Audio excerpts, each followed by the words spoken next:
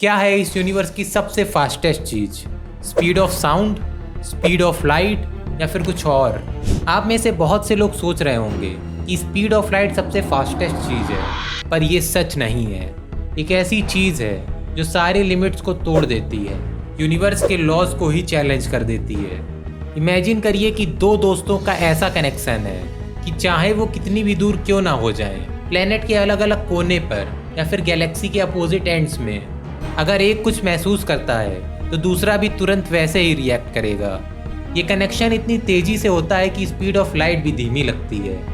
ये सिर्फ एक फैंटेसी नहीं है, बल्कि ये एक फिनोमिना है जिसे हम क्वांटम इंटेंगलमेंट कहते हैं। ये इतना अजीब और माइंड ब्लोइंग कॉन्सेप्ट है कि इसने साइंटिस्ट को, इंक्लूडिंग ग्रेट आइंस्टीन को भी हैरान करके रख दिया था।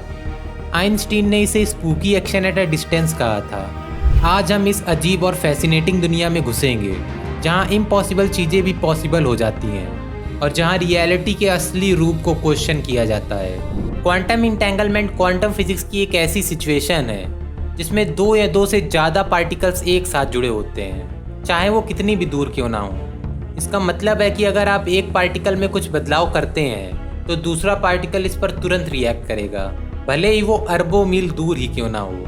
अब सवाल ये उठता है कि आखिर ये पॉसिबल कैसे है। इसके पीछे की साइंस तो बहुत ही ज़्यादा कठिन है, मगर हम इसे आसान भाषा में ऐसे समझ सकते हैं कि जब दो पार्टिकल्स इंटेंगल्ड होते हैं तो उनका एक ही क्वांटम स्टेट होता है और ये स्टेट एक साथ बदलता है, चाहे उनके बीच कितनी भी दूरी क्यों ना हो। यहाँ तक कि आइंस्टीन ने भी इसे spooky action at a distance कहा था, क्योंकि ये उनकी थ्योरी ऑफ रिलेटिविटी के अपोजिट लगता था, जिसमें कहा गया था कि कोई भी इंफॉर्मेशन स्पीड ऑफ लाइट से तेज हो ही नहीं सकती।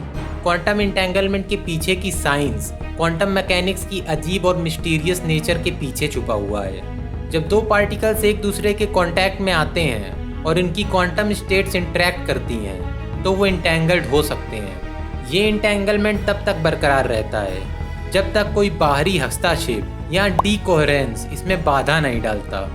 यानी कि हम जैसे ही इंटेंगल्ड पार्टिकल्स को ऑब्जर्व करना चालू करेंगे, उनका इंटेंगलमेंट तुरंत ही टूट जाएगा। इस एक्टिविटी को समझने के लिए हमें पहले समझना होगा कि आखिर क्वांटम सुपरपोजिशन क्या होता है। क्वांटम सुपरपोजिशन वो स्टेट है जिसमें एक पार्टिकल्स एक ही टाइम में कई सिचुएशंस में हो सकता है। जब हम इन स्टेट्स को मेज़र करते हैं तो पार्टिकल एक फिक्स स्टेट में आ जाता है। इंटेंगल्ड पार्टिकल्स की सिचुएशन में जब हम एक पार्टिकल की स्टेट को नापते हैं तो दूसरे पार्टिकल की स्टेट भी तुरंत ही तय हो जाती है, भले ही वो कितनी ही दूर क्यों ना हो। ये सब सुनने में जादू सा लगता है, लेकिन ये हमारी यूनिवर्स की वास्तविकता है और ये क्वांटम इंटेंगलमेंट की सबसे अद्भुत बात है। क्वांटम इंटेंगलमेंट की कहानी की शुरुआत 1935 में हुई, जब आइंस्टाइन, पोडोल्स्की और रोजन ने मिलकर एक पेपर पब्लिश किया जिसे ईपीआर पैराडॉक्स के नाम से जाना जाता है। इस पेपर में उन्होंने क्वांटम मैकेनिक्स के पैराडॉक्स को चैलेंज किया, जिसमें कहा गया था कि पार्टिकल्स एक दूसरे पर इम्पैक्ट डालते हैं। आइंस्टाइन इन थॉट्स को स्वीकार नहीं कर सके क्योंकि उनके अकॉर्डिंग ये सब थ्योरी ऑफ रिलेटिविटी के खिलाफ था। उन्होंने अपना पॉइंट दिया कि क्वांटम मैकेनिक्स अधूरा है या फिर इसमें कुछ ऐसा है जो हमारी समझ से परे है। इस पैराडॉक्स ने साइंस की दुनिया में एक नई बहस को जन्म दिया और क्वांटम इंटेंगलमेंट की पैराडॉक्स को और गहराई से समझने की कोशिश शुरू हो गई। कई सालों तक क्वांटम इंटेंगलमेंट को सिर्फ एक थ्योरी की तरह देखा गया, लेकिन 1964 में जॉन बेल नाम के एक फिजिक्स साइंटिस्ट ने बेल्स थ्योरम नामक एक इम्पॉर्टेंट कॉन्सेप्ट इंट्रोड्यूस किया। बेल्स थ्योरम ने ये प्रूव किया कि अगर क्वांटम मैकेनिक्स सही है तो इसे क्लासिकल फिजिक्स की थ्योरीज से नहीं समझा जा सकता। इस थ्योरम के बेसिस पर साइंटिस्ट ने कई सारे एक्सपेरिमेंट्स किए जिसमें इंटेंगल्ड पार्टिकल्स के बिहेवियर को मेजर किया गया। इन एक्सपेरिमेंट्स ने ये क्लियर दिखाया कि क्वांटम इंटेंगलमेंट रियल है और इसे क्लासिकल फिजिक्स के रूल से नहीं समझा जा सकता। इन एक्सपेरिमेंट्स में साइंटिस्ट ने पाया कि जब भी एक पार्टिकल की स्टेट मेज़र की जाती है तो दूसरा पार्टिकल, चाहे वो कितनी भी दूर क्यों ना हो, वो तुरंत रिएक्ट करता है। ये रिजल्ट साइंटिस्ट के लिए शॉकिंग थे और इसने क्वांटम मैकेनिक्स की वैलिडिटी को प्रूव कर दिया।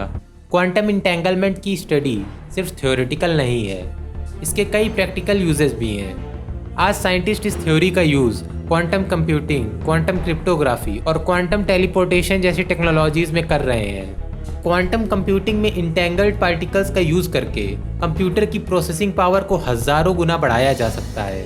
इसी तरह क्वांटम क्रिप्टोग्राफी में इंटेंगल्ड पार्टिकल्स का यूज़ करके अनब्रेकेबल कोड्स बनाए जा सकते हैं जो हमारी सिक्योरिटी सिस्टम को पूरी तरह से बदल सकता है।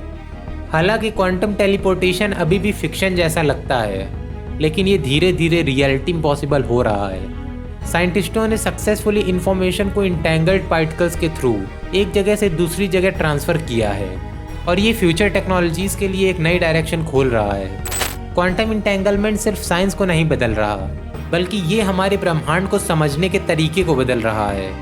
इससे ये सवाल उठता है कि अगर दो पार्टिकल्स एक दूसरे से इतनी दूर होते हुए भी जुड़े हो सकते हैं, तो क्या हम भी किसी न किसी से जुड़े हुए हैं? यहाँ तक कि कुछ साइंटिस्ट और फिलोसफर्स ये मानते हैं कि क्वांटम इंटेंगलमेंट का हमारे माइंड, कॉन्शियसनेस और हमारी रियलिटी पर भी गहरा असर पड़ सकता है।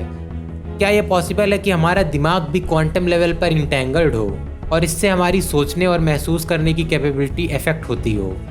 ये सवाल हमारे नेचर, कॉन्शियसनेस और ब्रह्मांड की नेचर के बारे में नए आइडियाज़ को जन्म देता है और यही चीज़ क्वांटम इंटेंगलमेंट को इतना मिस्टीरियस और एक्साइटिंग बना देती है। क्वांटम इंटेंगलमेंट अब सिर्फ एक थ्योरी नहीं रहा, बल्कि ये हमारे फ्यूचर का एक इम्पॉर्टेंट हिस्सा बन चुका है। जैसे जैसे साइंस और टेक्नोलॉजी में प्रोग्रेस हो रहा है, हमें क्वांटम इंटेंगलमेंट के और भी ज़्यादा अमेजिंग एप्लीकेशंस देखने को मिलेंगे। आपको क्या लगता है, क्या क्वांटम इंटेंगलमेंट से हमारी दुनिया पूरी तरह से बदल सकती है? अपने थॉट्स को कमेंट्स में ज़रूर शेयर करें और अगर आपको वीडियो पसंद आई हो तो लाइक करें और शेयर करें। और तब तक के लिए आप हमारे चैनल को सब्सक्राइब करिए और बेल आइकन दबा दीजिए ताकि अगला वीडियो आपको फटाक से नोटिफाई हो जाए।